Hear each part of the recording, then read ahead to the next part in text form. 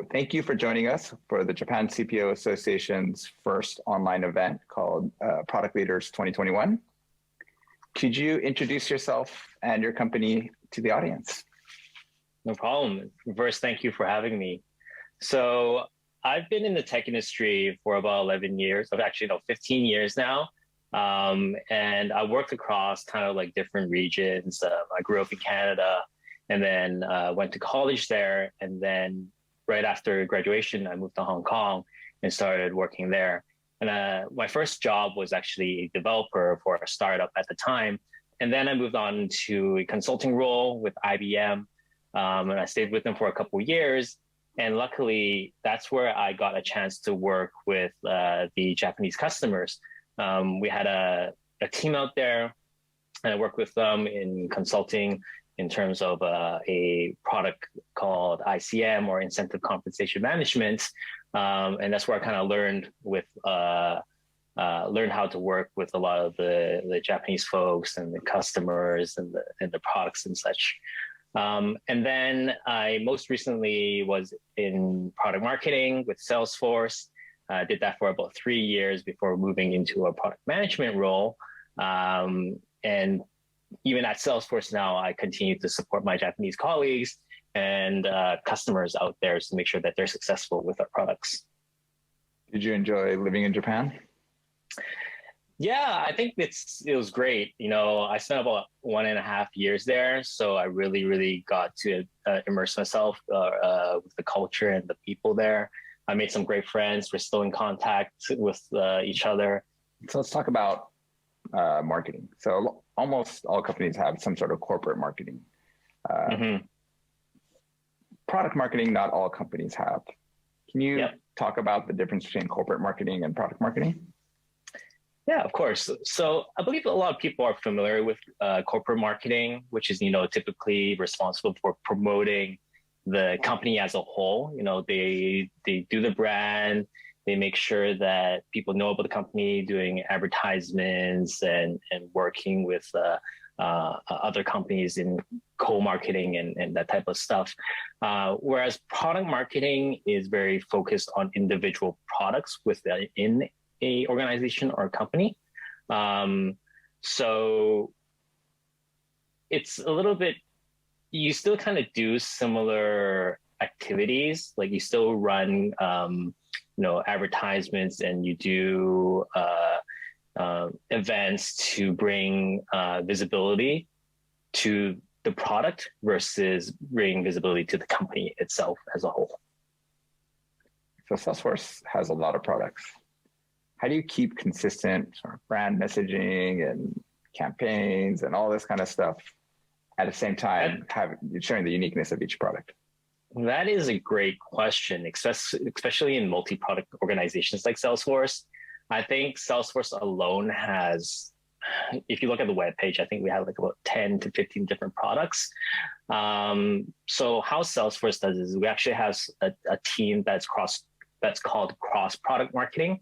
So their main focus is to make sure that all the different product marketing teams across the company who are responsible for their individual products are consistent. And what I mean by that is, when they are launching new products, they need to make sure that the schedules are aligned. So not each team is doing their own announcements at different times of the year, which could really be very noisy to the customers. So they really lose the impact or the info that they need. They also need to ensure that the positioning and messaging of the products are aligned. Because there's so many products within the company, more than likely there could be some situations where use cases or the problems that they're trying to solve for our customers may overlap. So they just need to figure out, okay, which one of the products has a better strength, so we should focus on messaging that one, whereas this other product, which can do similar things but may have a better use case, and they should talk more about that and sell that point of view to the customers. But all in all, this cross-product marketing team kind of brings all these different products together, and we try to provide the customer with a very holistic view of like, hey, you have your problems or you have your challenges within your organization. here are products that can help solve that issue for you. So what type of organizations does a product marketer work with?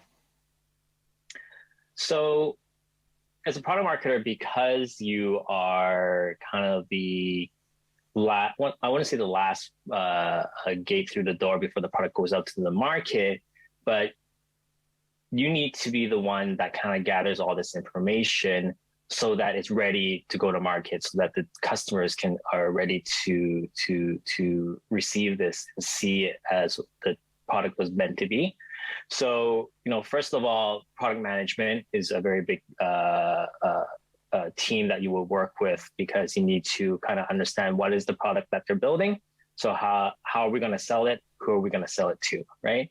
The next group is the distribution team. That is typically, your sales team. So you need to make sure that the sales team or the distribution team is ready to sell this new product or feature that's coming out to the market. So you need to teach them or enable them on what is it that's coming to market, what's the pricing, who do we sell it to, and etc. We also work with a team called kind of like the go-to-market strategy team. They are responsible in kind of figuring out like the total addressable market. What is the potential revenue or the potential profit that you can get if you sell this product to all of these folks or all of these companies out there? And lastly, of course, events is a big piece. With Apple, Google, any of the big tech companies, events are a very, very big thing, right? Every year, each of these companies have multiple events where they announce their latest innovations, their latest products to, get, drive visibility on these new things that they are creating. Depending on your role within the product marketing team, you may engage with one or more of these to complete your work or your responsibilities. What about existing products? What should a product marketer do for those? So if there's an existing product and the product marketer has to do a couple of things on a regular basis. When I was in the product marketing team, one of the main things I was responsible for was release marketing. And what this is like every time there's a new version of a product that's going to be available to the customers, we need to work with the product management team on figuring out what are those features or functions that are going to be available for this release, and then what is the value of this. So just two things. One, how do we get customers excited about this release so they're going to be eager to upgrade or get this latest version? Secondly, it's also new features also drive more sales. So our sales team are also always waiting for new features so that they can take these and use them in their sales cycles to help close more deals out in the field. Other things is every time, of course, a feature or everything is added, or as the market changes, or as there are new competitors coming into the market, the positioning and messaging of the product needs to be tweaked or needs to be updated. So figuring out who are we selling to, why are we selling it, how do we sell it are really, really big things. And of course, we talked about go-to-market. So how do we enable enable our distribution team on how to sell this product? So we need to create all those assets, all the collateral that goes to it, like presentation slides, demos. We need to highlight talking points to tell them like, hey, you need to talk about these things, which will really help, differentiate this product against our competitors or in the market of what we can solve with this product. The product with the team, there's a couple of things that, as product marketers, you use to kind of track your progression and how successful your activities are. So kind of like some of the key KPIs are like, potential pipes. So what are those open opportunities that have been created that customers may potentially buy this product? So how much business have you been able to generate based on these activities that you have done? Secondly is when you're doing events, are we making an impact? Are we being able to make this product visible to as many people as we can? So event attendance is important. So basically what that means is like, if we have a keynote, how many people did they attended that keynote? How many people watched this keynote online? 5,000, 10,000, 50,000? So those are really, really key numbers. And lastly, how many of our salespeople or sales team have we enabled on this product? The more people we're able to enable and they learn how to sell this product, then the higher chance we're able to bring in more business from this product. So these are kind of like key numbers or key KPIs that are used to kind of track the successfulness of the PMM team. Great. You've made that transition from product marketing now to product management. So can you define how you see product management now? As a product manager, you can see the differences in how much work actually goes on within the marketing side versus what you can do as a product manager. So key things are like, PM itself has a lot of responsibilities. You got to manage your engineering team. You got to figure out what kind of features you need to build into your product. You need to talk to customers. You may need to support existing customer issues. There's a lot of things going on there. And on top of that, you also need to understand kind of like, all the finance details, like how do we sell it? How is this going to impact the bottom line for our company? Legal stuff. So if your product does some stuff related to, personal information, or, you're in the healthcare space, there's a lot of compliance stuff that you need to make sure that your product supports. So marketing doesn't need to know that, but marketing can really help you with a lot of like those outward facing stuff towards like the marketing team and the sales team. So when you as the product manager are focused on doing all these other things that are important for the product, you can have a counterpart from the marketing side to help you achieve and do a lot of that other stuff, so that you don't need to worry about it as much. And in terms of the organizations that you work with, you talked about who product marketers work with. What about for product management? Product managers on a day-to-day basis work a lot with engineering and the UX team. So these are two teams that product marketing don't usually interact with all that much.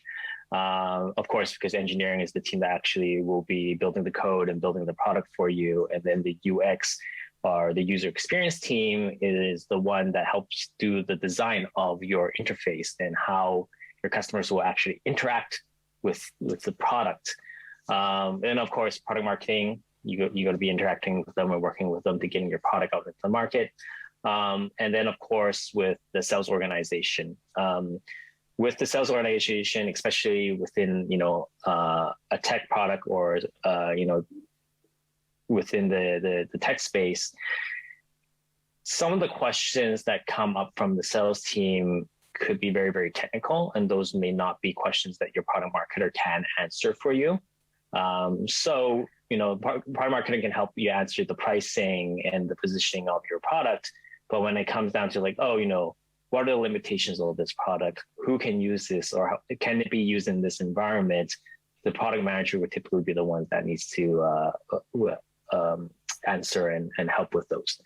And of course, outside of the company, you'll be dealing with customers very, very often, either talking to existing customers, gathering input from them on what you can improve on the product, or what kind of new things you should put into the product, or talking to existing customers who are using your product and they're running into issues where you need to help them resolve, fix the problems that they're experiencing.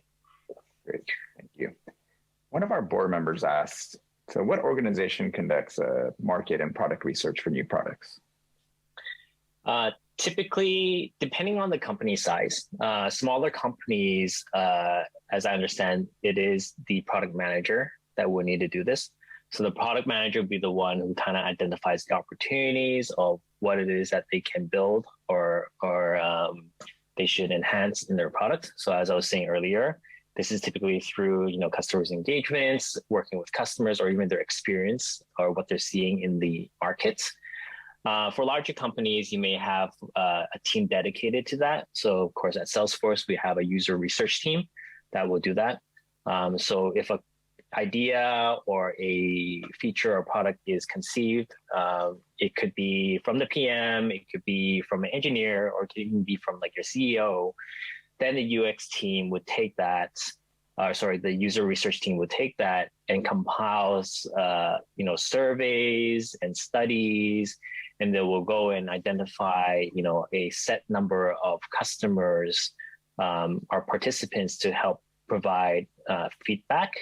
And typically it's a lot more structured, it's more quantifiable.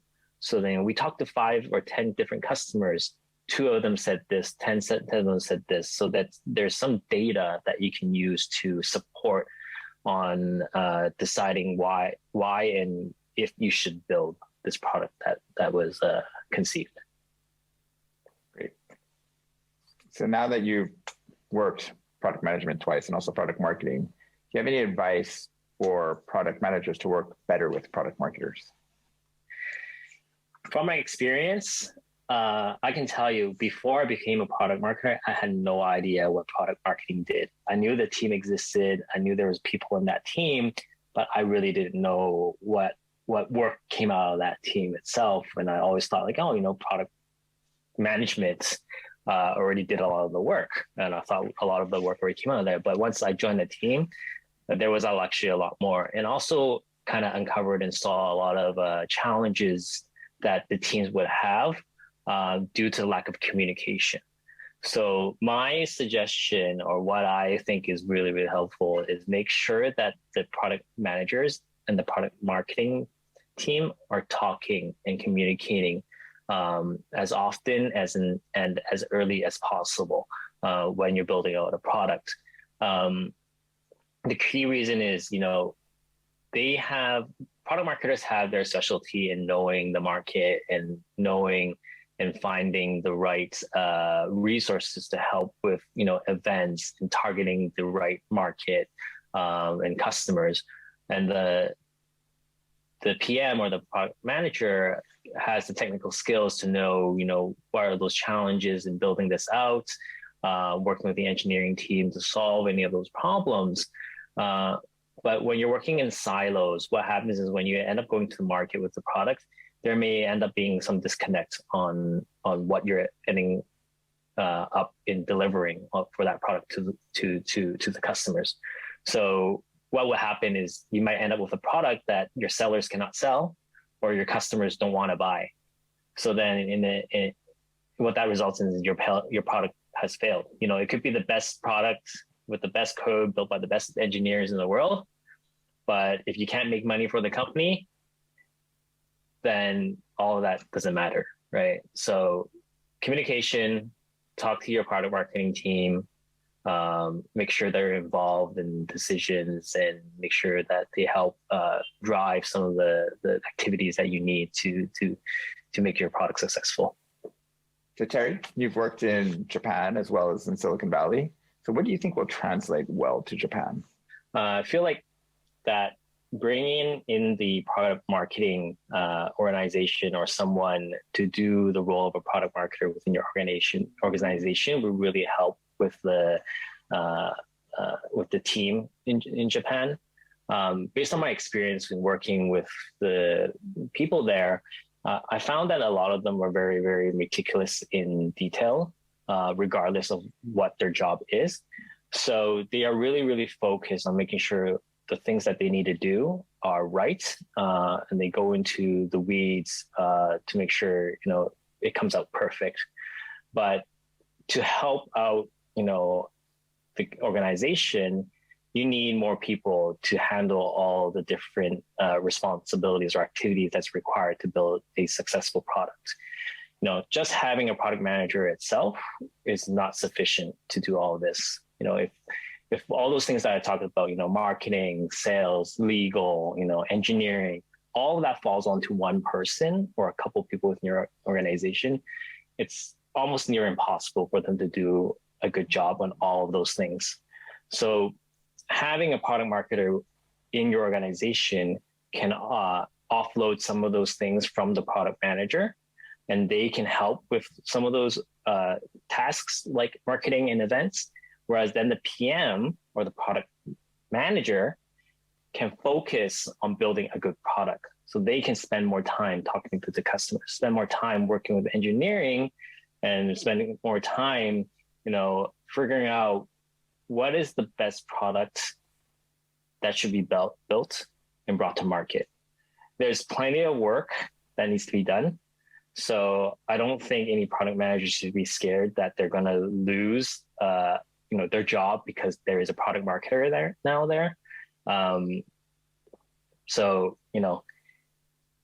Yeah, that's my thought. So I think that's one thing that would help, translate well. And, with the personality and the trait, of, details for the Japanese, I think, if you have the right people focusing on these tasks, that will make your company that much more successful. Great. Thank you, Terry. Any last words of advice for the audience? I would say read books on product marketing and product management, and really try to stay on top of kind of the market that you're in, regardless if it's if you're building a product in the tech space or even you're just selling, clothing or whatever it is. To be a good product manager, it requires a lot of work even outside of your normal working hours, just reading the news, talking to people, and experimenting with new technologies, and just understanding, what are those things that are happening out there will really help you broaden kind of what it is that you are working on and building inside your own products. And specifically for the folks in Japan, I know a lot of your customers could be just with folks within your, your vicinity, but, check out what other countries are doing.